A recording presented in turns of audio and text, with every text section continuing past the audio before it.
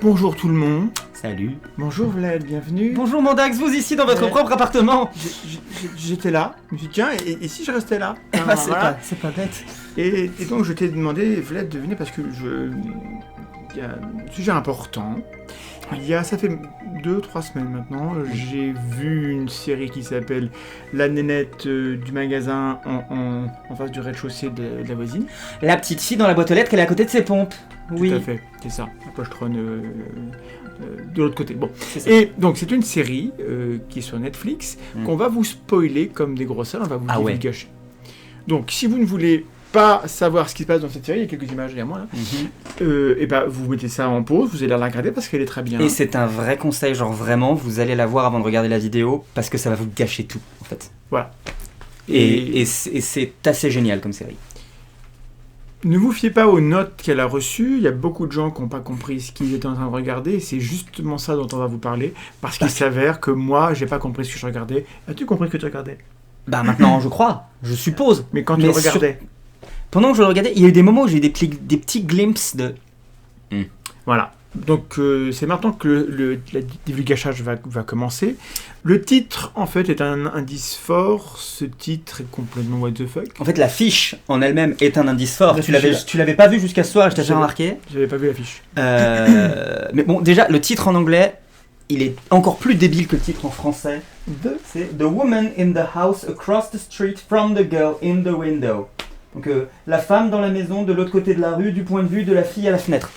Voilà. C'est stupidement long. En gros, ce qui se passe, c'est que lorsqu'on est devant une œuvre, il y a une narration qui est à l'œuvre et il y a un contrat tacite entre l'équipe qui nous raconte ou l'auteur qui nous raconte et nous-mêmes, qui est que suspends ton incrédulité, accepte l'histoire qu'on est en train de te raconter, voilà. Et puis, s'agissant de ça, il y a des codes du polar, de la série polar, et on accepte. On sait très bien que quand on voit Hercule Poirot, c'est pas franchement hyper crédible en réalité. On sait qu'il y aura des retournements de situation complètement pétés. Ça pourrait pas se passer comme ça dans la réalité, et donc cette histoire-là non plus peut pas se passer comme ça dans la réalité. Et donc parce qu'on a ce contrat de suspension d'incrédulité, moi je veux parler un peu de mon aventure et après Vlad, tu me parleras de la tienne. Puis mon aventure est forcément différente de la tienne parce que moi, si je l'ai regardé, j'ai très peu de temps pour les séries en ce moment. C'est toi qui m'as dit, tu dois prendre le temps, tu dois regarder. Donc je me suis dit, il y a Bulos ou mayonnaise. J'étais influencé. Ouais. Et donc voilà, moi j'ai entamé, j'ai regardé en 2 fois. C'est une série, il y a 8 épisodes je crois. Quelque chose comme ça. Donc j'ai regardé les 3 premiers, totalement convaincu, mais il y a comment elle s'appelle ? Kristen Bell, voilà, qu'on a adoré dans The Good Place. C'est ça. Donc, qu'il faut que vous ayez vu The Good Place. J'ai regardé pour elle, mais j'ai confiance, un peu comme Bryan Cranston, quand il fait un truc, je regarde parce que c'est Bryan Cranston. Voilà. Et puis parce que c'est aussi Monsieur Fort qui le double, et c'est bien, en français. Bon, bref, tout que voilà, j'ai pas été convaincu. On est dans une banlieue, à la Desperate Housewives, on a le cliché de la femme triste, alcoolique, avec ses verres immenses. Évidemment, c'est over the top. C'est ça, et over the top, c'est sans doute qu'on va le plus prononcer. Voilà. C'est une série, mais il se passe, c'est que c'est joué totalement au premier degré. Les premières scènes où elle hallucine sa fille, en fait sa fille est morte, sont vraiment touchantes. Ça appuie sur tous les codes, mais ça marche. La scène est touchante, on est en empathie, on comprend pourquoi elle est dans tel état. On se dit, tiens, alors là, on regarde un truc qui n'est pas du tout subtil. Mais on a le droit d'avoir des trucs pas subtils. Ça a l'air pas subtil, c'est ça. Ça ressemble à une de ces nombreuses séries policières, un petit peu écrites au kilomètre, avec des retournements de situation où tu te dis, mais... ok, bon, j'ai rien à faire ce soir... Je fais ma vaisselle. Continue How to Get Away with Murder. Raconte-moi de la merde. Par contre, How to Get Away with Murder, moi, et c'est là où nous sommes différents. Oui. C'est que moi, j'ai pas supporté cette série. T'as pas supporté. Parce que c'est de la merde. Alors que moi, j'ai adoré parce que c'est de la merde. Je me dis, mais... Bon. La seule manière d'accepter cette série, c'est de se dire, ok, tout le monde est con. Oh, bon, allons-y, très bien, tout le monde est con. Ne crie pas, tu fais saturer le micro. Les gens vont se plaindre. Et j'avais pas fini sur l'affiche, parce que l'affiche donne déjà énormément d'informations. Déjà, l'affiche est de très belle facture. C'est très beau, c'est très bien fait. Le graphiste s'est fait plaisir. La photo de Kristen Bell est magnifique. Tous les codes sont là. La date de sortie, le logo Netflix, tout est bien fait. On a le titre qui, comme on l'a dit, n'a pas de sens. Et on a une accroche, comme dans beaucoup d'affiches. Oui, On a toujours une petite phrase phrase d'accroche qui est là pour essayer de nous appeler. Et là, la phrase d'accroche, c'est When it rains, she pours. Ce qui signifie quand il pleut, elle verse. Elle se sert de l'alcool. Oui, parce C'est- elle est atteinte d'une phobie qui existe pour de vrai, dont j'ai l'ombrophobie, je crois, je ne suis pas sûr Quelque que chose c'est comme ça. ça. Et en fait, dès qu'il pleut, elle perd ses moyens, elle panique, Une phobie de la pluie. elle tombe dans les pommes. On apprend que c'est lié à la mort de sa fille. Le slogan est nul à chier. Voilà, oui, c'est pour ça. C'est nul à chier. Et on arrive au nœud de la série. C'est très bien fait, mais c'est nul. C'est plus compliqué que ça. Justement, c'est plus compliqué C'est que ça. Et plus c'est compliqué ça que le ça. génie de la série. On a ce contrat où on regarde une série clairement avec tous les codes du polar. Ouais. Une mini-série, donc on sait qu'on aura une fin, enfin, Et donc on aura une résolution. Et ça, c'est intéressant. C'est pas un truc comme How to Get Away with Murder où on sait pas comment une série ça va nous emmener. Voilà, et où c'est insupportable. ah mais attends, mais On a ce contrat-là, et on commence avec une scène qui nous touche, avec cette femme seule chez elle, un peu désespérée. Sa fille est morte, son mari l'a quittée, c'est compliqué. Elle lit un polar, et puis elle est devant sa fenêtre, et puis il y a un beau voisin qui arrive, un beau veuf, avec une petite fille, à peu près de l'âge de... Bon, donc on sent que, voilà, les violons, on se dit, tiens, bon, il y a une sorte de romance. on se dit ça va pécho, c'est sûr. Voilà, et en même temps, on se doute qu'il y aura des fausses pistes, puisque c'est l'ADN de ce truc-là, et donc voilà, il y a quelqu'un qui meurt. Bon. N'aie pas peur de spoiler, de toute façon on a prévenu Voilà. les gens, on n'a pas le Mais choix. il y a beaucoup d'événements où je me suis senti un peu comme les séquences hors du corps. Et, ouah, ça me sort de l'histoire, parce que ça c'est quand même trop gros, c'est pas possible, mais comme ça respecte tous les codes, Pas tout de suite, mais après ce qui serait intéressant c'est qu'on dise le moment qui nous a vraiment fait nous dire il y a un problème. ouais. Parce que c'est peut-être pas le même pour toi et pour moi. Et c'est beaucoup trop tard pour tous les deux. Et c'est beaucoup trop tard dans les deux cas. Je pense que cette série-là, la nénette en face du comptoir du phare du vieux pêcheur, Oui. En fait, c'est un clou dans le cercueil de ce type de série, parce que on est arrivé à la fin d'un cycle où on a eu toutes les histoires possibles, avec tous les types de meurtres possibles, avec tous les types de personnages, et là on nous dit, bon, ça suffit. Et moi c'est comme ça que je l'ai pris, mais c'est pas comme ça que je l'ai compris au départ. Et donc quand on est dedans, on a tel et tel événement over the top, on a ce mec près de la boîte aux lettres qui est là à chaque scène où on a la boîte aux lettres dans le champ, il la répare, ça fait des mois qu'il la répare, on comprend plus tard que ça fait des années qu'il la répare, bon, ça Ça fait dure, des années qu'il la répare. Elle prépare le même plat voilà, tous les jours, dans la même cocotte, oui, qu'elle pète. qui casse 3 fois. Qu'elle pète 3 fois, et à chaque fois elle a exactement le même Mais c'est exemplaire. pas arrivé, moi aussi j'ai 4 fois la même cocotte, pas toi? On a tous 4 cocottes Mais identiques. évidemment. Alors. C'était une tendance sur TikTok il y a pas longtemps. Il y a ce côté un jour sans fin, plein de trucs qui devraient nous alerter. Et franchement, je l'ai presque pris au fur et à mesure comme un Le cœur a ses raisons très bien fait. Le cœur a ses raisons où les acteurs jouent premier Oui. degré. Et moi ça non. Ouais. Moi je suis arrivé jusqu'à... Après il y a aussi le temps qui joue, c'est-à-dire que comme moi j'ai regardé 1, 2, 3 et j'ai regardé les suivants la semaine d'après, le 1, 2, 3 c'est pas encore tellement... Enfin c'est déjà Non. énorme, mais c'est pas over the top. C'est exponentiel, hein, c'est Alors vraiment que, exponentiel. voilà, alors que la soirée où j'ai fait tous les autres, on va de... Ouais bon alors... on reprend mais pas très motivé. Ah mais qu'est-ce que j'ai vu, et la fin, j'étais en colère. Parce que je me dis, ça peut pas être ça la résolution. Et le premier élément qui J'ai- vraiment devrait nous sortir du truc, Et c'est quand j'ai vu la fin de la série, je te connais par cœur, j'étais sûr que ça t'avait mis dans une rage. Je me suis dit, oh, il a pas aimé. que j'étais en colère. Ouais. Ah oui, je l'ai pas dit, mon sentiment, je lui ai dit, il faut que tu la regardes, il faut qu'on en parle. J'ai rien dit plus. Voilà, et il y a plusieurs moments où t'as failli m'en dire de. J'ai refusé, ça c'est. Et donc le premier élément qui m'a sorti, Vas-y. mais je me suis dit de toute façon non, parce que en fait c'est ça le cœur de l'intrigue, c'est la mort de la fille. C'est une dame dont on apprend, voilà, la première scène, le premier personnage qu'on voit apparaître, c'est sa fille. Donc dans une écriture classique, la scène d'exposition c'est la plus importante, c'est celle où on va revenir à la fin, c'est les codes en narratologie. Et donc je me dis voilà, on apprend que sa fille est morte un jour de pluie. C'est pour ça qu'elle a cette phobie. Bon, c'est surécrit, mais soit. Quand son mari, qui est profiler, psychologue en prison, amène sa fille au travail, est-ce que c'est la journée où on emmène les enfants au travail? Bon. Il l'amène avec lui dans une cellule. Ok. Où il y a un tueur en série qui mange les gens. Et il reçoit un coup de fil ou un truc et il sort de la salle. En laissant la gamine tout seul. Et Avec c'est la fin de la séquence. On n'a pas plus que ça, on ne nous dit rien de plus. Et je me suis dit, c'est pas possible, vu qu'elle a des hallucinations, vu qu'elle est alcoolisée, vu qu'elle est, etc., on va apprendre qu'en fait elle a une perception du réel qui est différente, sa fille est morte différemment, c'est pas possible qu'on s'arrête là. Je me suis dit ça aussi. Et en fait on apprend, avant le dernier épisode, une discussion avec son mari, elle lui dit je te pardonne, parce que c'est pas ta faute, c'est la faute de cet enfoiré qui a mangé notre fille. Donc c'était pas du tout faux, c'était bien cette version-là, et donc ça c'est l'épisode 2 je crois, j'aurais dû dire non.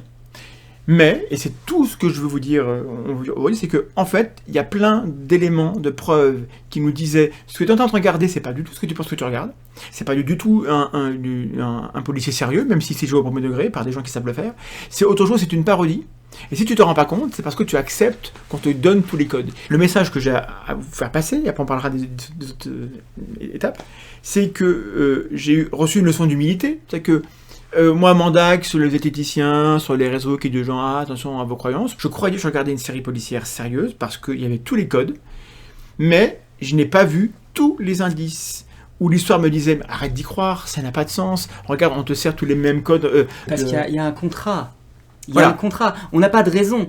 Je veux dire, c'est comme, tu croises quelqu'un, tu le rencontres pour la première fois, il te dit, je m'appelle Benjamin. Voilà. Bon bah, voilà, il y a un contrat social, tu vas pas te dire, non. Et donc, tu t'appelles Paul. Là où je veux en venir, c'est que dans la vie de tous les jours, dans les croyances dont nous parlons, les gens sont dans un script, les gens qui croient en Jéhovah pour telle raison, en Yahvé pour telle raison, dans les extraterrestres pour telle raison, ils ont leur script, ils ont tous les codes qu'ils peuvent piocher dans tous les contenus qui leur disent qu'ils ont raison, et il y a dans tout ça plein de trucs trop gros. Les gens qui ont adoré LRDP, il y a plein d'éléments du film qui, moi, m'ont sauté aux yeux. Et c'est là où je veux dire, c'est que peut-être que même eux les ont vus. Il ne faut pas les prendre que pour des cons qui ne voient pas. Je pense que les gens qui croient dans la Bible voient bien que dans la Bible, il y a des extraits qui ne vont pas du tout. C'est pas qu'ils sont ignorants, c'est que pour eux, c'est pas assez saillant, c'est pas assez fort pour rompre le contrat qu'ils ont avec la narration qu'ils ont accepté de croire. Et on a tous ça, que ce soit en politique, que ce soit par rapport à comment on se raconte nous-mêmes, par rapport à comment on se vit dans les groupes auxquels on appartient. On a tous ça, et tous les signaux faibles, en fait, ils sont pas faibles, c'est juste ils sont faibles parce qu'on les a pas regardés. De toute façon, on ne consomme pas tous les contenus de la même manière. On ne prend pas de la même manière un article du journal et une ligne de roman.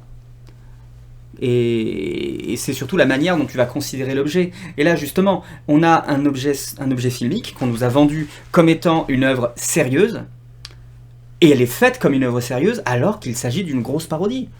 Tu les ferais surjouer un petit peu plus les personnages, je le dis, c'est un Le Cœur a ses raisons. Ouais, et donc voilà, et en gros, on assiste à Le Cœur a ses raisons, il y a un flic pour sauver le président, voilà. Joué premier degré. Ouais. Il y a des séquences un petit peu drôles, mais on a le droit d'avoir de l'humour dans un polar. Ah, mais j'ai pas de souvenir, justement. Moi, la scène du phare est quand même drôle. Oui, mais je veux dire, elle est drôle. Elle est déjà un peu loin, celle-là, mais elle est drôle. Elle est un peu loin, elle est rigolote parce que le personnage est un peu pittoresque, mais le personnage un peu pittoresque, qui souvent d'ailleurs comme par hasard a un métier un petit peu campagnard, là en l'occurrence un guide dans un tout petit phare. C'est pas un guide, c'est le gardien du phare. Oui, c'est le gardien du phare, c'est ça. Le mec oui, mais même ça fait partie des codes. Tu sais, t'as toujours ce moment où tu vas te retrouver à interroger le bouseux du coin, c'est toujours des moments qui sont borderline un petit peu... Juste après ou juste avant, on a la scène, on a la photo de classe, et la fille qui tombe derrière, qui meurt. C'est pas les codes du polar, ça. Ça, c'est les codes de la comédie. Il y a la fille, elle tombe comme une merde derrière du phare, et elle meurt. Ça aurait dû nous voilà. Bon, du coup... Je sais pas. Et donc je vous raconte... C'est juste que c'est drôle de voir des gens tomber. Bah, c'est drôle, mais une personne elle est pas tombée du phare. Il y a des moments un petit peu drôles qui montrent que c'est la comédie, et on n'a pas forcément vu. Je suis pas d'accord avant avec de vous toi. raconter la scène où moi, j'ai décollé vraiment fort, avant de revenir comme malgré tout, je n'aurais pas dû revenir, je m'en veux. Toi, c'est quoi les moments où tu dis non, là, quand même, c'est pas possible? Alors déjà, tu vas trouver ça con, il y a la quantité de vin qu'elle boit. C'est vrai, tout à fait. La quantité de vin qu'elle boit, on dirait un enfant qui décrit un alcoolique. Elle a une consommation qui est over the top, encore une fois. Tout est complètement over the top. Elle a une consommation... On la voit jamais à l'épicée. Et puis on la voit jamais saoule, en fait. Oui.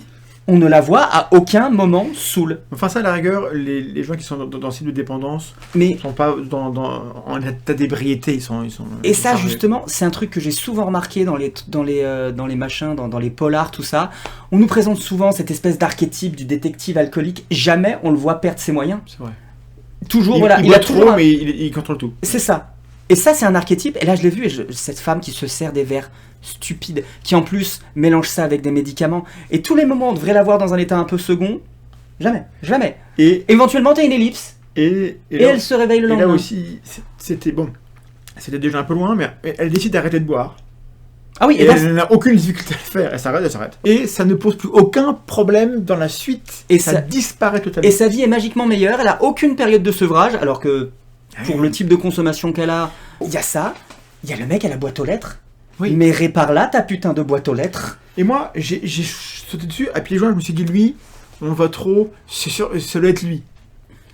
Parce que c'est ça qui se passe, c'est que quand on a un personnage en fond, qui apparaît dans plein de scènes différentes sans qu'il intervienne, on s'habitue à sa présence, et en fait, c'était lui depuis le départ. Et donc, comme je sais ça, et c'est ça, en fait, j'ai éprouvé, pendant une bonne moitié, j'ai éprouvé du plaisir à anticiper les retournements et qui se sont produits. C'est-à-dire que j'ai anticipé que lui serait suspecté, j'ai anticipé que le voisin serait suspecté. Et J'ai anticipé quasiment tous les événements 2 scènes à l'avance et j'en étais très Mais heureux. c'est ça. Et ce sentiment-là, ils en ont joué et ils m'ont manipulé. Et c'est ça, il s'amuse avec l'horizon d'attente, mais il s'amuse avec l'horizon d'attente d'une manière qui est hyper grossière. C'est grossier, mais Et c'est bien ça, fait en même temps.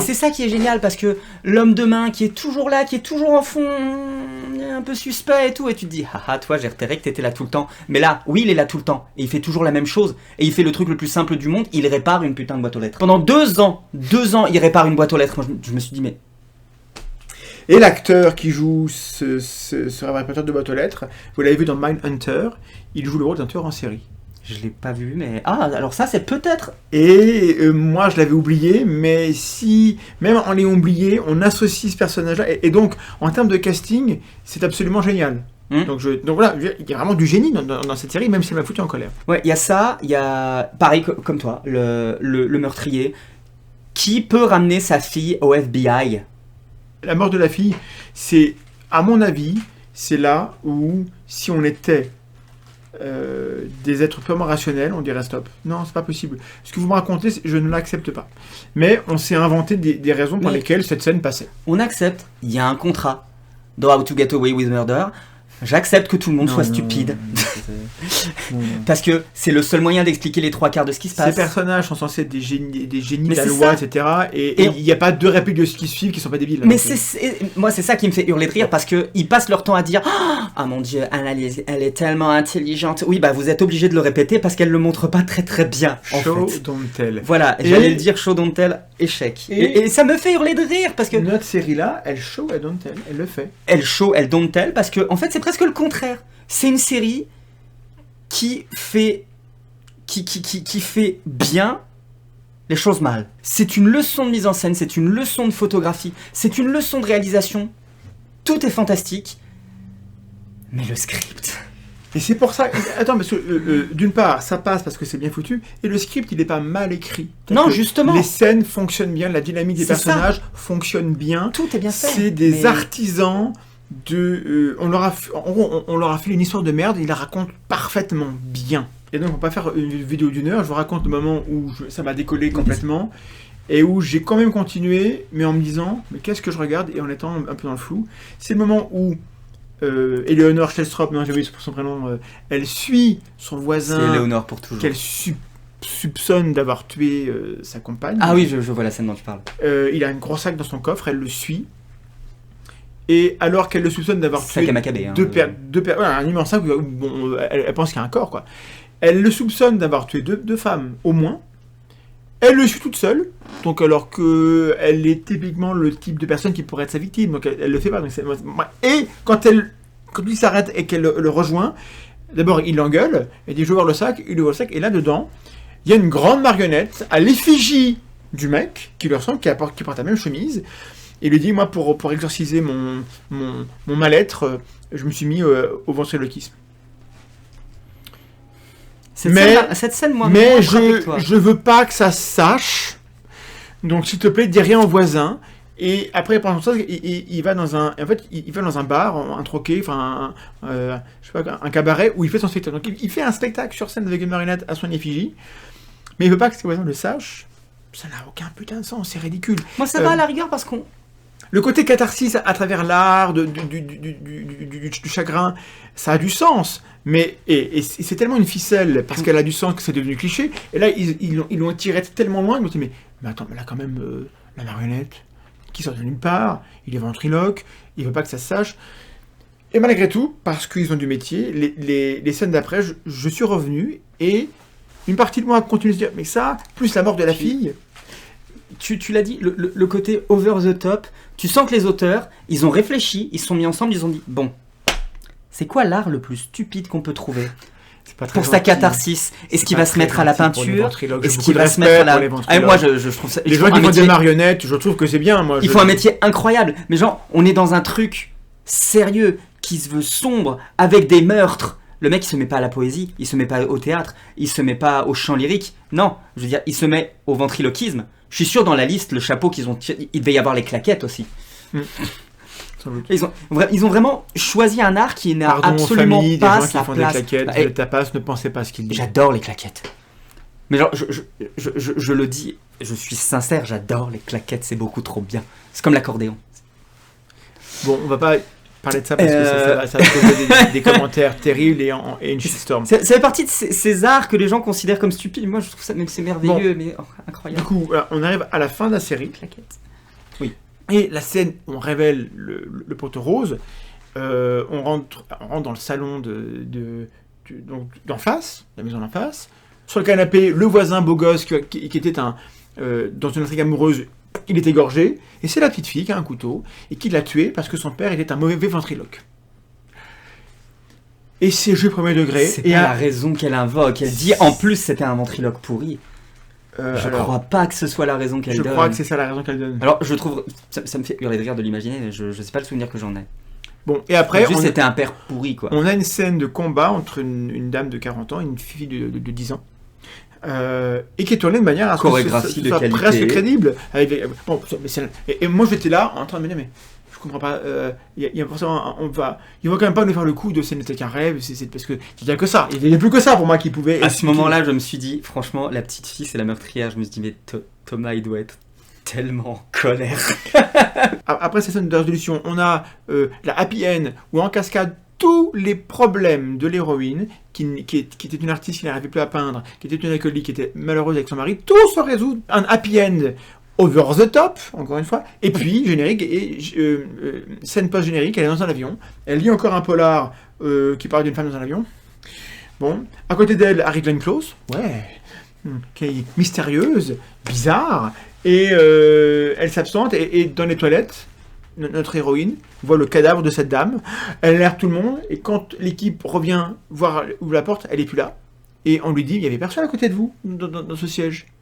Et en fait, elle trouve le petit poudrier où Glenn Close se refaisait se refaisait une beauté, qui est la preuve qu'elle n'a pas halluciné. Elle dit, bingo. Dans la cascade des problèmes qu'on croyait résolus, et on se rend compte que non, à un moment, il y a quand même l'hôtesse qui lui propose un verre de vin, elle dit non, on se dit, bah j'ai arrêté de boire.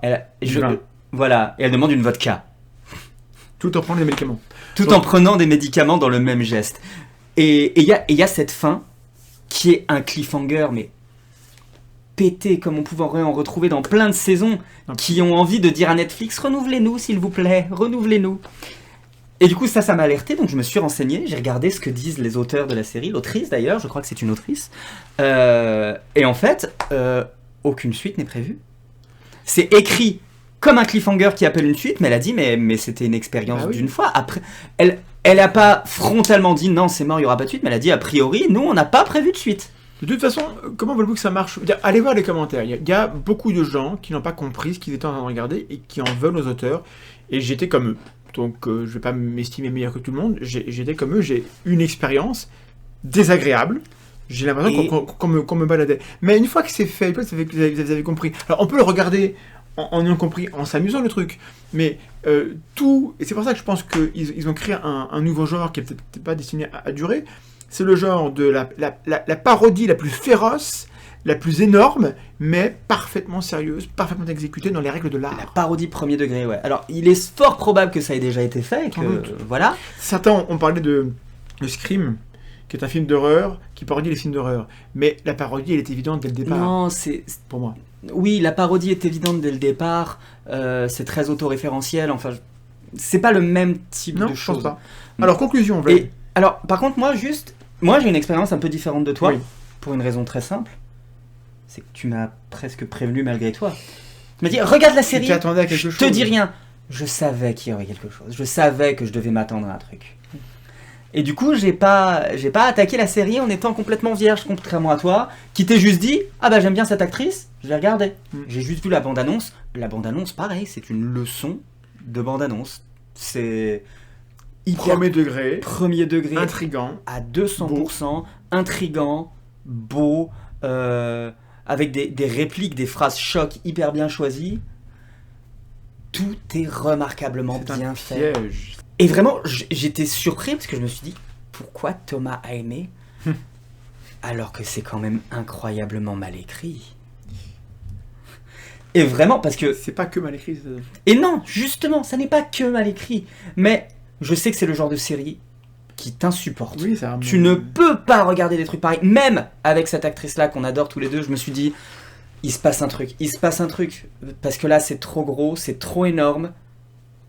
Ah putain, mais oui, c'est trop gros, c'est trop énorme. Voilà. Et moi, c'est ça qui m'a alerté. C'est ta réaction à toi qui m'a alerté, que tu me conseilles cette série, alors qu'elle réunissait tout ce qui t'insupporte. Je me suis dit, ok, C'est qu'il y a autre chose. il y a autre chose.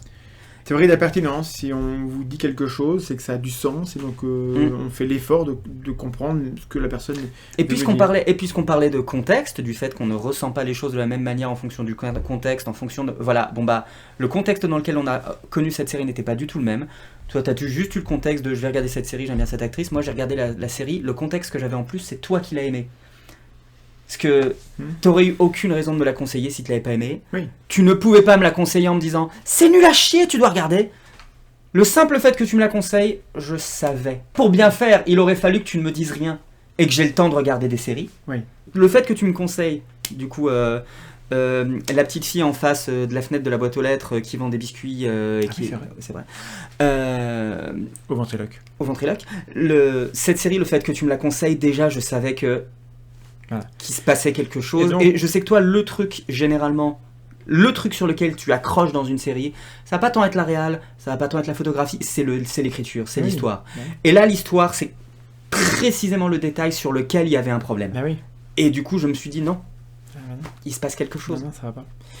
Et donc, chers amis, tout est là. Donc, on a parlé de raison d'attente, Raison de suspension constante dans l'incrédulité. Et ce truc dont on parle assez régulièrement, toi et moi, cette espèce de délicieux moment où on joue avec ton horizon d'attente en te disant tu sais, je te le dis pas tout de suite, mais tu sais, et je sais que tu sais, et on sait qu'on sait.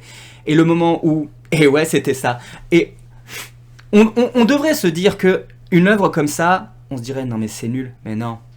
Parce que il y a cette espèce de côté, j'écris avec l'auteur. Voilà, Et c'est très satisfaisant.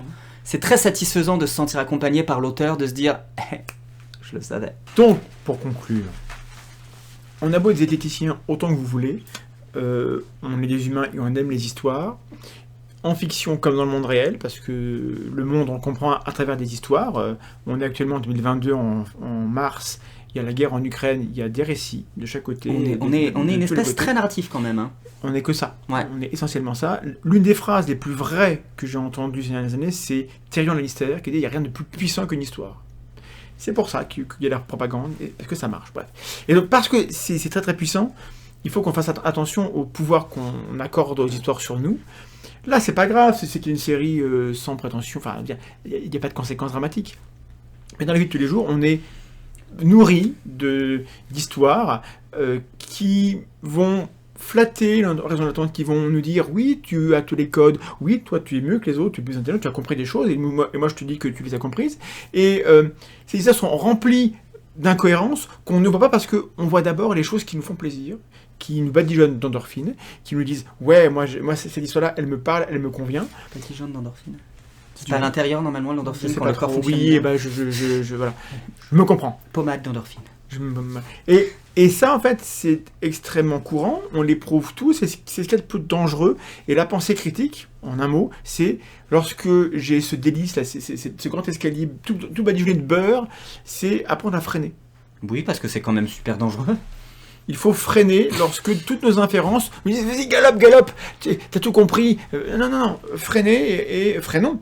Et regardons un petit peu, posons des questions sur est-ce que les petits points qui me paraissent un peu bizarres, est-ce que je pourrais pas prendre un petit peu de temps pour regarder et me rendre compte si en effet ces points noirs sont pas des réfutations claires et nettes de ce qu'on veut croire, et c'est ce que je n'ai pas vu en regardant cette série, ce que je n'ai pas compris, et donc voilà, c'est un grand exercice d'humilité.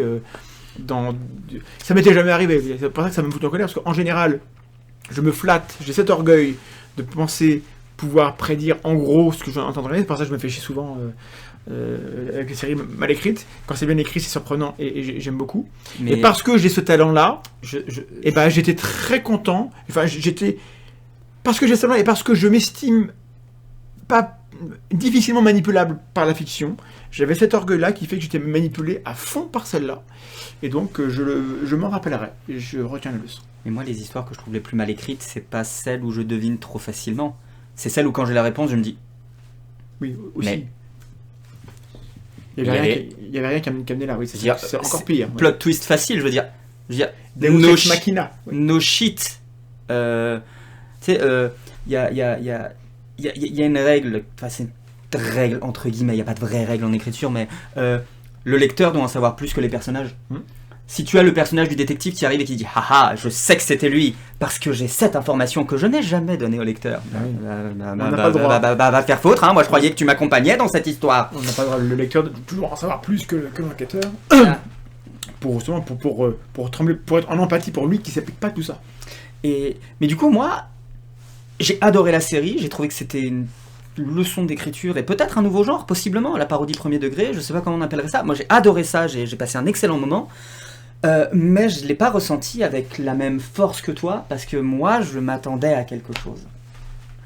Donc, quand on s'attend. Et c'est pour ça que j'espère vraiment qu'il n'y a personne dans ceux qui ont regardé la vidéo qui se sont dit, bon, les spoilers, c'est pas grave, j'ai pas peur des spoilers, je vais quand même regarder la série après. Parce que je pense vraiment que c'est une série qu'il faut... Voilà. Et malheureusement, le fait qu'on ait fait cette vidéo, ceux qui n'ont pas vu la série, et qui vont se dire, tiens, je vais la regarder parce que la tronche en vie en a parlé... Et bah eux aussi on leur a pourri l'expérience malheureusement. C'est bien possible. Mais bon, ça fait quand même 2 mois, 3 mois qu'elle est sortie sur Netflix. Oui, et puis il y a tout le monde qui en parle, en bien, en mal, je pense qu'elle a engendré beaucoup de curiosité. Voilà. Je l'aurais vu avant si j'étais pas surchargé de travail en ce moment. Mais ouais, j'espère vraiment qu'il y a personne qui a regardé la vidéo en se disant c'est bon, je regarderai après. Ma conclusion ce serait regarder la série, mais ça peut pas marcher parce que cette conclusion là, après cette vidéo là, du coup vous pouvez plus la regarder, je suis désolé. Donc ma conclusion c'est, j'espère que vous avez déjà vu la série. Voilà. Et j'ai très envie que vous disiez dans les commentaires comment s'est passée votre expérience de cette série. Peut-être qu'il y a des gens qu'elle a laissé complètement indifférents. C'est possible qu'il y a des gens qui n'ont pas du tout eu la même expérience que nous. Du coup c'est hyper intéressant et ouais, commentez. Et pensez à vous abonner, à activer la cloche, faites des dons sur Patreon, Tipeee, Loasso, Utip. Voilà. Et dites-nous si ce genre de contenu un peu décalé, où on parle de narration et de fiction vous intéresse. On verra bien par rapport aux vues, mais bon, si ça vous intéresse pas du tout, vous nous le dites. On fera bien ce qui nous plaît de toute façon, mais c'est intéressant d'avoir des retours là-dessus. On a une formation scientifique, mais on est des artistes aussi de base. Oui. C'est surtout ça qui a fait qu'on s'est rencontrés d'ailleurs. Et puis c'est parce qu'on est un peu artiste qu'on a eu une forme. Voilà. Parce qu'on serait que scientifique et on ne serait pas du tout artiste. La tronche en biais n'aurait pas intéressé les gens, peut-être. Il faut une forme. On ne peut pas réécrire l'histoire. On ne sait pas, on ne saura jamais, mais moi c'est ce que j'ai décidé de croire. Au revoir. Au revoir.